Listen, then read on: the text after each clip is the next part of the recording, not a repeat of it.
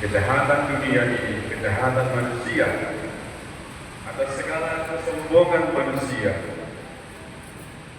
dan tidak ada yang dapat menghentikannya.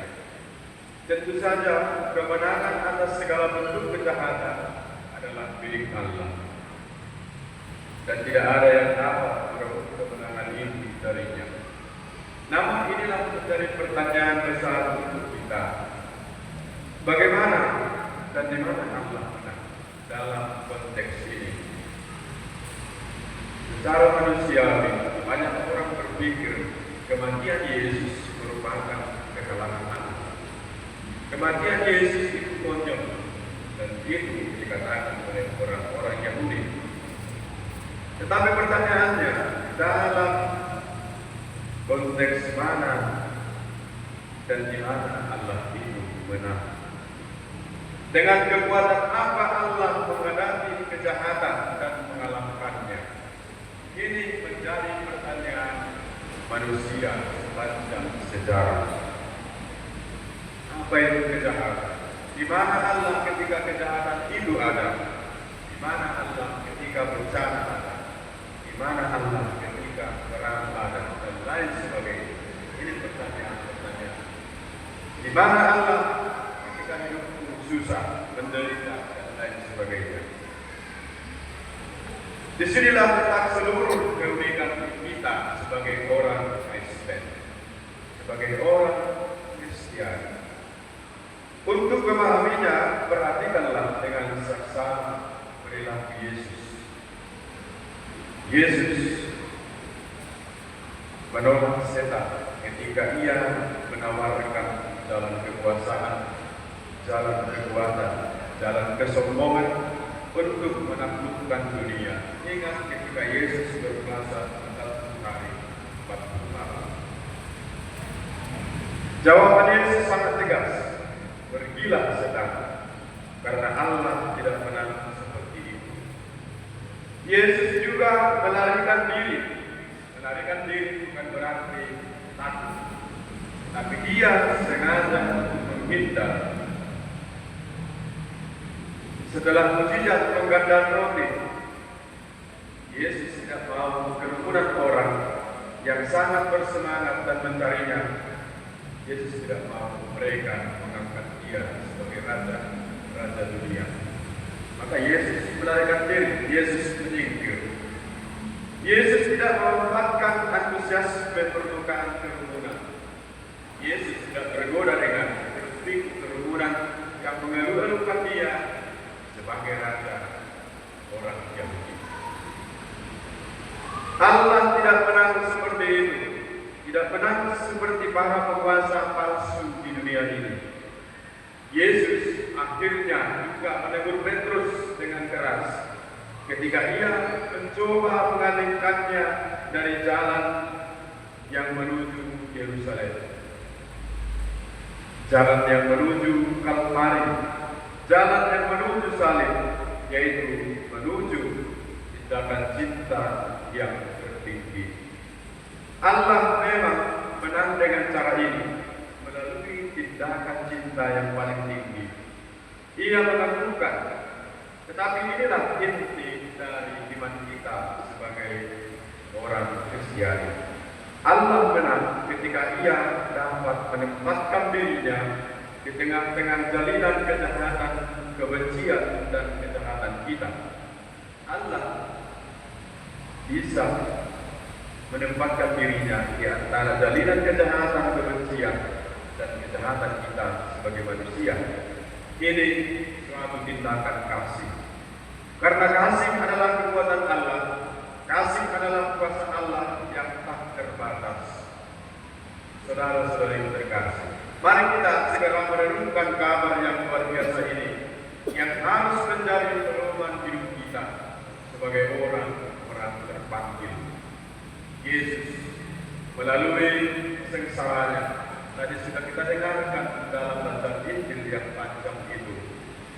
Ia telah mengajarkan kepada kita bahwa kekuatan besar yang dapat mengubah dunia adalah cinta, kebaikan. Inilah kekuatan yang bisa mengubah, memperbarui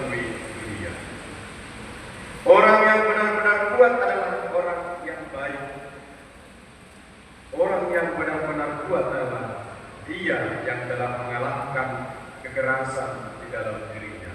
Maka lihatlah orang-orang lemah, pasti dia orang jahat. Bukan lemah secara fisik, tapi lemah secara empati, lemah dalam damai, tidak pernah bersukacita. Ini adalah orang-orang jahat.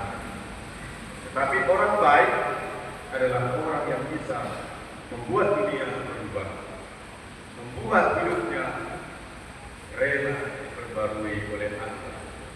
Orang baik adalah orang yang memperjuangkan cinta dalam hidupnya.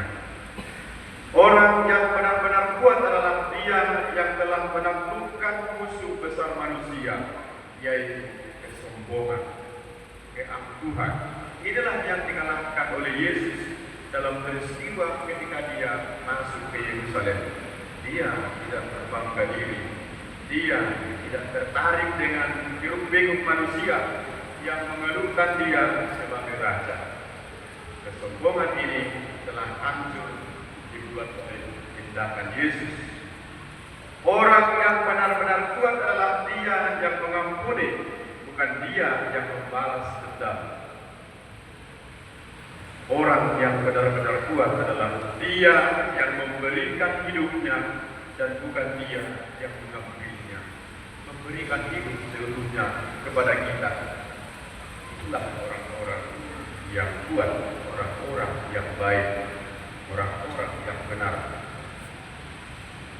Dan kita yakin bahwa sejarah menuju kemenangan orang-orang baik, orang-orang yang lemah lembut, orang-orang yang murni hatinya, orang-orang yang penuh belas kasihan.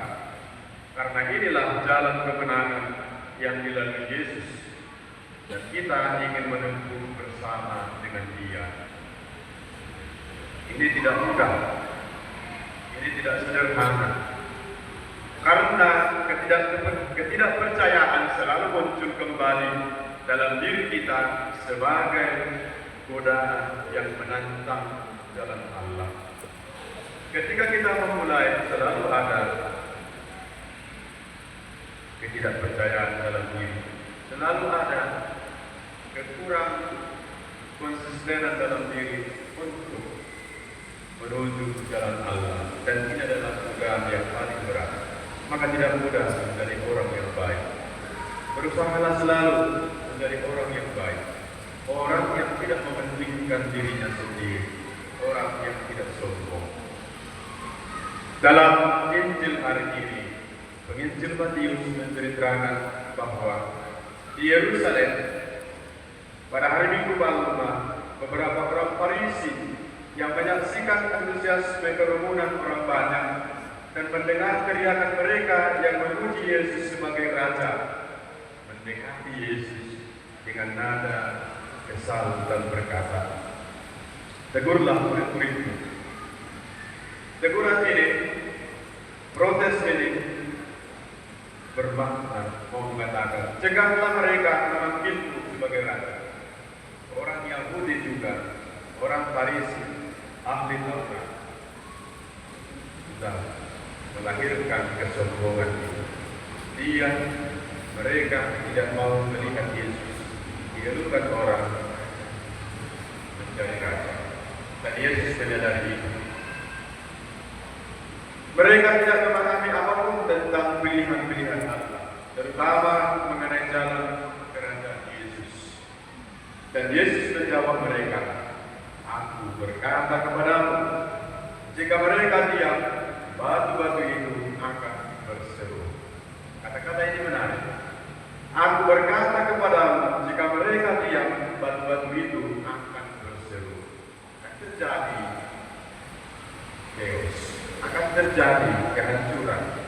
Kalau Yesus menegur mereka untuk diam, orang banyak akan memberontak dan pecahlah bertengkar.